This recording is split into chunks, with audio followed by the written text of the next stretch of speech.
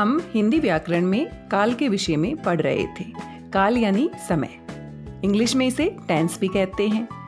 English और हिंदी में अगर हम तुलना करें तो इंग्लिश में टेंस को याद करना, उसके भेदों को समझना लगभग आसान होता है, क्योंकि सभी टेंस के 4 भेद होते हैं। अगर इंग्लिश ग्रामर में हम प्रेजेंट टेंस के भेदों की बात करें तो present indefinite, present continuous, present perfect, present perfect continuous. इसी प्रकार से अगर पास्ट टेंस के भेदों की बात करें तो past indefinite, past continuous, past perfect, past perfect continuous, और ठीक इसी प्रकार से फ्यूचर टेंस के भी 4 भेद होते हैं। लेकिन हिंदी व्याकरण में सभी काल और उसके भेदों को अलग तरीके से बांटा गया है, इसलिए हम तुलना नहीं कर सकते हैं। यहाँ पर भूतकाल के मुख्य रूप से 6 भेद होते हैं। भूतकाल में हमारी क्रिया किस समय पर पूरी हो रही है, उसी के हिसाब से भूतकाल में मुख्य रूप से 6 भेद होते हैं, जिसके बारे में हम पिछले वीडियो में विस्तार से जान चुके हैं। आज के इस वीडियो में हम वर्तमान काल के मुख्य रूप से 3 भेदों की बात करेंगे। मेरी भाषा हिंदी भाषा परिवार में आप सभी का एक बार फिर से स्वागत है। आइए शुरू करते हैं आज का वीडियो। सबसे पहले इन उदाहरणों को देखते हैं। सुरेश पत्र लिखता है, सुरेश पत्र लिखता होगा, सुरेश पत्र लिख रहा है। इन तीनों वाक्यों को ध्यान से देखने पर सुरेश पत्र लिखता है यानी क्रिया वर्तमान काल में हो रही है। सुरेश पत्र लिखता होगा, ये क्रिया भी वर्तमान में हो रही है, लेकिन हमें संदेह है कि लिख रहा है या नहीं लिख रहा। सुरेश पत्र लिख रहा है यानी ये क्रिया भी वर्तमान काल में हो रही है, लेकिन लगातार जारी है, अभी क्रिया पूरी नहीं हुई है। इन तीनों वाक्यों के आधार पर हम कह सकते हैं वर्तमान काल में या तो क्रिया साधारण तरीके से पूरी हो जाती है वर्तमान में, या फिर क्रिया के वर्तमान में पूरे होने पर संदेह होता है, या फिर क्रिया वर्तमान में पूरी नहीं होती है बल्कि अभी भी जारी रहती है। इन तीनों के आधार पर हम कह सकते हैं वर्तमान काल के मुख्य रूप से 3 भेद होते हैं: सामान्य वर्तमान काल, अपूर्ण वर्तमान काल और संदिग्ध वर्तमान काल। पिछले वीडियो में हमने देखा भूतकाल के मुख्य रूप से 6 भेद होते हैं और 6 भेदों में से 3 भेदों के नाम बिल्कुल वर्तमान काल के इन 3 भेदों के जैसे हैं, जैसे कि सामान्य भूतकाल, अपूर्ण भूतकाल और संदिग्ध भूतकाल। उसमें 3 और भेद थे हमारे: पूर्ण भूतकाल, आसन्न भूतकाल और हेतुमत भूतकाल। लेकिन वर्तमान काल में सिर्फ 3 ही भेद होते हैं: सामान्य वर्तमान काल, अपूर्ण वर्तमान काल और संदिग्ध वर्तमान काल। आइए बारी बारी से इन तीनों भेदों को समझते हैं। सबसे पहले हमारा वाक्य है सुरेश पत्र लिखता है। यहाँ पर सुरेश पत्र लिखता है वर्तमान काल में क्रिया सामान्य तरीके से हो गई है। इसी आधार पर हम इसकी परिभाषा लिख सकते हैं: क्रिया के जिस रूप से वर्तमान काल की क्रिया का सामान्य रूप से होना पाया जाए उसे हम सामान्य वर्तमान काल कहते हैं। कुछ और उदाहरण भी हम देख सकते हैं यहाँ पर। राधा हंसती है, माँ बच्चे की देखभाल करती है, वह पढ़ती है। इन सभी वाक्यों में क्रिया वर्तमान में सामान्य रूप से होती है, इसीलिए यहाँ पर सामान्य वर्तमान काल है। सामान्य वर्तमान काल में वाक्य के अंत में ता है, ती है, ते हैं, इस प्रकार से वाक्य का अंत होता है। हमारा दूसरा वाक्य है सुरेश पत्र लिखता होगा। इस वाक्य को ध्यान से देखने पर क्रिया वर्तमान में ही हो रही है, लेकिन हो रही है या नहीं हो रही है उसमें संदेह है। सुरेश पत्र लिखता होगा यानी इसी समय की बात की जा रही है और हम सोच रहे हैं सुरेश पत्र लिख रहा है या नहीं लिख रहा है। सुरेश पत्र लिखता होगा, क्रिया के जिस रूप से वर्तमान की क्रिया के होने में संदेह पाया जाए वहां पर संदिग्ध वर्तमान काल होता है। आइए कुछ और उदाहरण देख लेते हैं। बावर्ची खाना बनाता होगा, माँ आने वाली होंगी। इन दोनों वाक्यों में क्रियाएं पूरी नहीं हो रही हैं, बल्कि वर्तमान में उनके होने पर संदेह है, इसीलिए यहाँ पर संदिग्ध वर्तमान काल है। लेकिन दोनों वाक्यों को ध्यान से देखने पर हमें दुविधा हो सकती है, मन में शंका हो सकती है कि भूतकाल में भी संदिग्ध भूतकाल का भेद होता था और उसमें भी इसी प्रकार के वाक्य होते थे।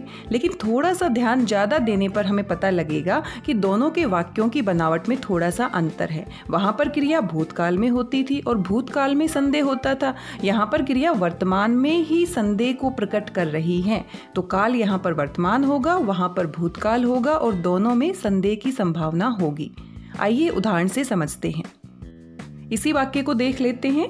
बावर्ची खाना बनाता होगा, यानी वर्तमान में बनाता होगा, ये संदेह है।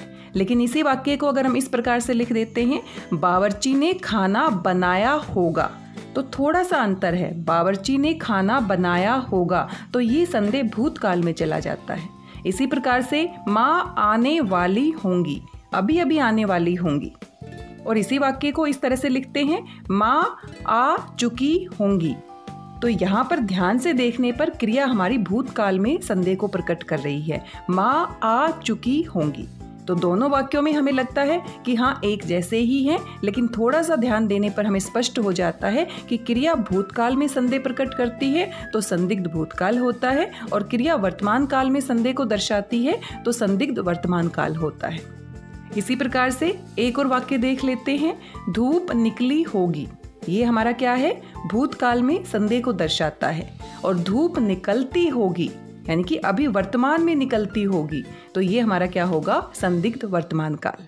इसी प्रकार से दोनों में अंतर स्पष्ट करने से हम कभी भी दुविधा में नहीं पड़ेंगे। अगला वाक्य है, सुरेश पत्र लिख रहा है। तो यहाँ पर वर्तमान की बात हो रही है, लेकिन वर्तमान में काम पूरा नहीं हुआ है, अभी भी काम जारी है, क्रिया जारी है। सुरेश पत्र लिख रहा है, तो ये हमारा कार्य पूर्ण नहीं हुआ है, इसीलिए अपूर्ण वर्तमान काल है। अपूर्ण वर्तमान काल है, सुरेश पत्र लिख रहा है। इसी प्रकार से भूतकाल में भी अपूर्ण भूतकाल होता है, लेकिन वहां पर इस तरह का वाक्य होता है, सुरेश पत्र लिख रहा था। क्रिया हमारी भूतकाल में पूरी नहीं हुई थी, लेकिन यहाँ पर क्रिया हमारी वर्तमान काल में चल रही है, अभी पूरी नहीं हुई है। आइए कुछ और उदाहरण देख लेते हैं। हीना चित्र बना रही है, हलवाई मिठाई बना रहा है। इन दोनों वाक्यों में क्रिया वर्तमान काल में जारी है, काम पूरा नहीं हुआ है, इसीलिए ये अपूर्ण वर्तमान काल के उदाहरण हैं। परिभाषा हो जाती है, जो क्रिया वर्तमान में आरंभ हुई हो परंतु पूर्ण नहीं हुई हो, उसे अपूर्ण वर्तमान काल कहते हैं। इस प्रकार से वर्तमान काल के मुख्य रूप से 3 भेद हैं, सामान्य वर्तमान काल, अपूर्ण वर्तमान काल और संदिग्ध वर्तमान काल। आइए अपना एक और उदाहरण बनाते हैं, तीनों भेदों में किस तरह से लिख सकते हैं। सुमन पढ़ती है, यानी वर्तमान में काम हो रहा है, सामान्य वर्तमान काल होगा। सुमन पढ़ती होगी, यानी वर्तमान में संदेह है, पढ़ती होगी कि नहीं, तो ये हमारा क्या होगा, संदिग्ध वर्तमान काल। और इसी प्रकार से सुमन पढ़ रही है, तो ये हमारा क्या है, वर्तमान काल में काम हो रहा है लेकिन पूरा नहीं हुआ है, इसीलिए अपूर्ण वर्तमान काल होगा। इसी प्रकार से हम एक ही वाक्य को अगर तीनों भेदों में खुद से बना के देख लेते हैं तो जो हमारे मन में शंका होती है, दुविधा होती है, वो स्पष्ट हो जाती है। आइए एक और उदाहरण देखते हैं। वह विद्यालय जाता है, सामान्य वर्तमान काल। वह विद्यालय जाता होगा, अभी अभी जाता होगा, संदेह की संभावना है, इसीलिए संदिग्ध वर्तमान काल। वह विद्यालय जा रहा है, काम लगातार हो रहा है, वर्तमान में हो रहा है, इसीलिए अपूर्ण वर्तमान काल। इसी प्रकार से आप एक ही वाक्य को तीनों भेदों में परिवर्तित करके देख सकते हैं, और बार बार अभ्यास करने से हमें स्पष्ट हो जाता है कि वर्तमान काल के कितने भेद होते हैं और इनकी पहचान कैसे करते हैं। इसी प्रकार से संदिग्ध भूतकाल और संदिग्ध वर्तमान काल में हमें परेशान नहीं होना है। दोनों वाक्यों को ध्यान से देखने पर स्पष्ट हो जाता है कि संदेह वर्तमान काल में हो रहा है या फिर संदेह भूतकाल में दिखाया जा रहा है। आइए जल्दी से सभी परिभाषाओं को दोहरा लेते हैं। वर्तमान काल हम सभी जानते हैं, क्रिया के जिस रूप से उसके वर्तमान समय में होने का पता चलता है उसे हम वर्तमान काल कहते हैं। वर्तमान काल के मुख्य रूप से 3 भेद हैं, सामान्य वर्तमान काल, अपूर्ण वर्तमान काल और संदिग्ध वर्तमान काल। सामान्य वर्तमान काल में क्रिया वर्तमान में सामान्य रूप से पूरी होती है, उसे हम सामान्य वर्तमान काल कहते हैं। अपूर्ण वर्तमान काल में जो क्रिया वर्तमान में आरंभ हुई है लेकिन अभी पूरी नहीं हुई है, उसे हम अपूर्ण वर्तमान काल कहते हैं। क्रिया लगातार जारी रहती है। इसी प्रकार से जिस क्रिया के वर्तमान समय में पूर्ण होने में संदेह हो, उसे संदिग्ध वर्तमान काल कहते हैं। क्रिया हो रही है या नहीं हो रही, इसमें स्पष्टता नहीं होती है। वर्तमान काल में क्रिया के पूर्ण होने पर संदेह जताया जाता है, वहां पर संदिग्ध वर्तमान काल होता है। आज हमने वर्तमान काल के तीनों भेदों के बारे में विस्तार से चर्चा की है। अगले वीडियो में भविष्य काल के भेदों के बारे में हम जानेंगे। भविष्य काल के मुख्य रूप से 2 भेद होते हैं, लेकिन किसी किसी पुस्तक में आपको इसके 3 भेद भी देखने को मिलेंगे। कुछ पुस्तकों में दिया गया है सामान्य भविष्यत काल, संभाव्य भविष्यत काल और अपूर्ण भविष्यत काल, और कुछ पुस्तकों में आप देखेंगे सामान्य भविष्यत काल और संभाव्य भविष्यत काल। इसके बारे में हम बातचीत करेंगे अगले वीडियो में। आज की इस वीडियो में बस इतना ही। आशा करती हूँ जानकारी आपको पसंद आई होगी, साथ में आपको वर्तमान काल के तीनों भेदों में स्पष्टता हुई होगी। मिलते हैं अगले वीडियो में। तब तक स्वस्थ रहिए, व्यस्त रहिए, मस्त रहिए, खुश होकर अभ्यास करते रहिए, क्योंकि अभ्यास से ही हम सफल हो सकते हैं। किसी भी नए काम को बड़ी आसानी से सीख सकते हैं। मेरी भाषा हिंदी भाषा परिवार के साथ जुड़ने के लिए आप सभी का धन्यवाद, बहुत बहुत धन्यवाद।